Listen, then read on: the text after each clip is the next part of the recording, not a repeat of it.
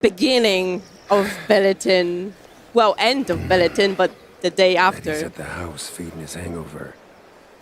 Got an As you can invite, see, the too, party I was think. wild.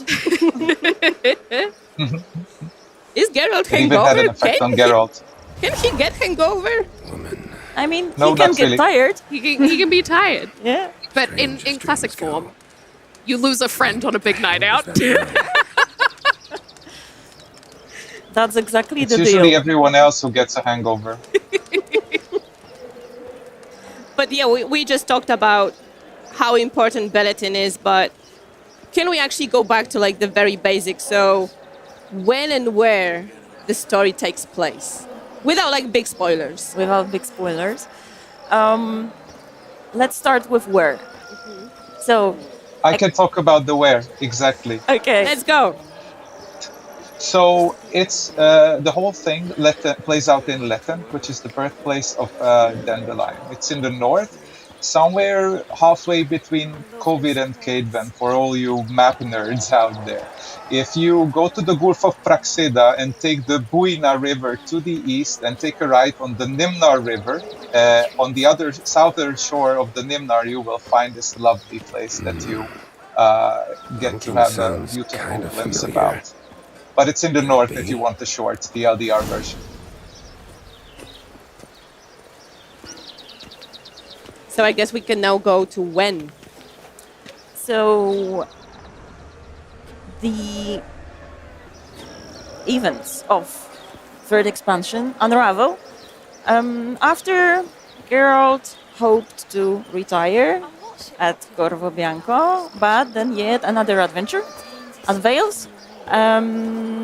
So this is what I would share for now. And then, of course, he has Really, really great vision elements that we want to cater to, but also enable the player side of exploration, not just the story side of exploration. So we are an Good open dog. world RPG, and we are going to stay true to that in Songs of the Past as well. And we want to make sure that you are enabled to explore, but guided gently towards elements of the story so you can still experience it as we sort of intend, but in your own pace, if you understand what I'm saying. So it's directed, but gently, and lets you engage in open world activities while you're already invested in a greater storyline unfolding. So it's still up to you, but nicely framed. And this, I think, was one of the biggest challenges still, which was the biggest challenge in the original game as well. And I guess on that, Peter, what, as players are sort of taking in the world and the architecture and all the work that the team has done, what's something that you really hope that they'll get to see and immerse themselves in, and maybe like the finer details?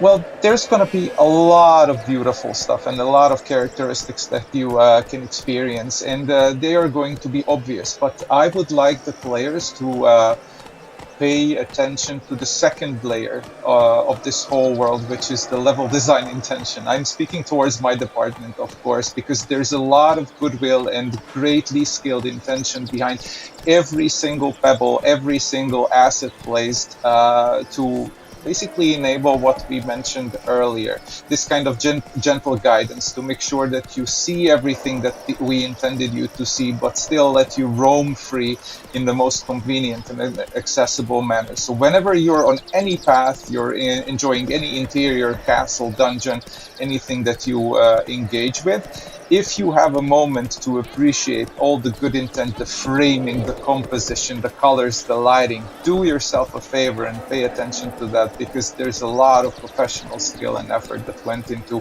every square centimeter of this new world.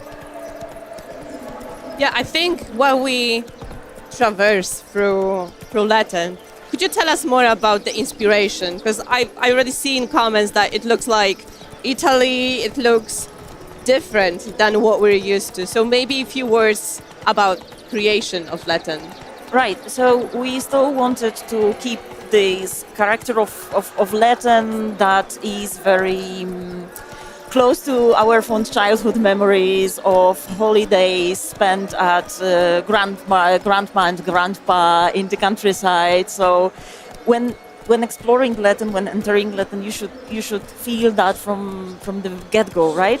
This is a very calm land, an idyllic land, a rich one, but also mornings are fresh, right? You can see the crisp light traveling on all the vegetation and like shining on you through the leaves, and you can actually feel it that it's peaceful. It's there. So it's familiar for the Polish countryside, I would say, but also, as we can see right now, we also took some inspirations from British Isles when it comes to architecture, and it has a further connection to the lore, to the story of this place, because Dandelion, whose family is the owner of the land, they are counts, right? So as we were looking for something connected with the title, and it has many rooms and corridors, so there is a lot of explore and many secrets. Okay, Secrets. so far we showed you a little bit of the sunny Letten, but it also has woods, Oh yes. dark woods, Lots of it, yes. lots of dark woods. Can we maybe talk about how you guys approach designing this contrast between super sunny village and then dark forest with like fog and all that mystery around? Yeah, this was an exceptionally tricky thing to pull off, and I bet it's the trickiest part of every game that tries to illustrate values through contrast, is how to blend like one extreme into the other extreme. But with clever framing, composition, and distancing and density and encounters and community design and every single component, it's manageable. But you have to be mindful, of course, how you conduct the journey there, how you can end up from one place to another like accidentally, and make sure that the things do not happen like that unless you intend them to happen like that.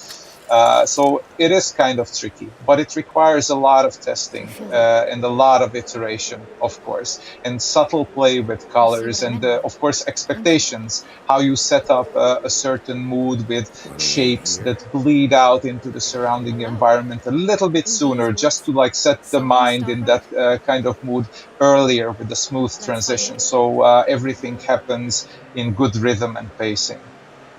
Yeah, beautiful. As a side note, well, though, that we want to dive into to start with, one of them is Thornbloom. Yes. So, as you can see, while we have some gameplay going, we're going to have a run-in. Well, this is not actually. I mean, this is obviously variation of an Archispore, right? But as you can see during his attacks, this is not your regular Archspore. Bit different. Yeah, this is something that has been born in the Garden of Thorns, so you know it has to be special. And as you can see, there are like new attack patterns, new VFXs. This is, by the way, you can already see the remaster improvements in VFXs, which are mind-blowing in my opinion. And yeah, so we have. Let's go back to the monsters. Yes. But I mean, I could actually add a little bit to that. Go. Yeah, basically, our reference for this one was based Different on combats. So I would say depending on what your playstyle is, but our main, main focus in creating a boss fight is to always create a challenge for you. So yeah. We have a little glimpse of Swarmions again. Boom! Getting beheaded. That's my favorite finisher right there. More Swarmions. I don't think I'm gonna like those guys.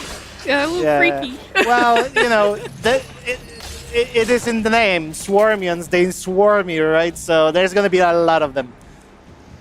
Going too in depth, got something that you're just cannot wait for people to experience? I mean, Kuba stole my answer. Like, No, I didn't steal it. Have It's these just beautiful patterns that are sort of so intricately stitched into the clothing. well, Len will probably say more about this in a second, but Rest of the clan. it's not only about the outfits. It's also about the architecture, about the foliage that you see in Latin. We were trying to create a land that is very consistent in how it looks and how it feels, but also a very distinctive part of the world, that you can feel that this is a very distinctive part of the world. And things that you see on their clothing are, when you play the game, you will see that those are deeply connected to their traditions and to their folklore in this particular area. But yeah, I won't take more of your time. Len, you have more to say about the patterns and all the hard work that went into designing this clothes. Say it runs both ways, Grandmama. Yeah, so basically with regards to patterns and how we generally like approach like embroideries or even decorative things that you find in furniture and just like the whole world creation. If you look back to several different cultures, they usually reference stuff that they see, whether it's in nature, whether it's in their trade, and reflect it into their art. So when it comes to Latin, they are pretty much famous for hops, for braggot, for horses. And all of these are pretty much brought back into the artistry that you will find in, pretty much furniture, clothes, and it keeps the world consistent this way. Yeah, even if you notice, like her chair, there are hops cones behind her, you know. Wow. So many details. Yeah. So many cool details. How did you actually ensure that the characters and the whole world feels really authentic to the entire Witcher universe? Because we had Velen before, we had Toussaint, and now we're in Latin, right? Completely different, new word to everyone. So how are you guys making sure it all feels connected and right? Well, it's obviously hard. Like, it's obviously the effect of hard work of many people in many departments. All of those different sides, like, you know, Len said that the embroidery is taken strictly from the fact from the things that they do in the valley. But when we were designing this at the very beginning, we asked ourselves the questions: okay, so how many people actually live in this valley? In this valley, so how many villages we have? How many villagers in the village? How big is the brewery? How many horses do they breed? Like, how many sheep you need to breed to keep everybody fed and still have sheep to sell? And from those very mundane, everyday questions came the picture that you see on the screen, because the devil is in the details, right? And if you put your mind and eye to such detail and your attention to it, the longer you work on it, the more details appear in your art and in your quests, in your dialogues, and, you know, in the characters themselves. So yeah. Yeah, absolutely. It's quite amazing. It's like economics being thought into this world to output art.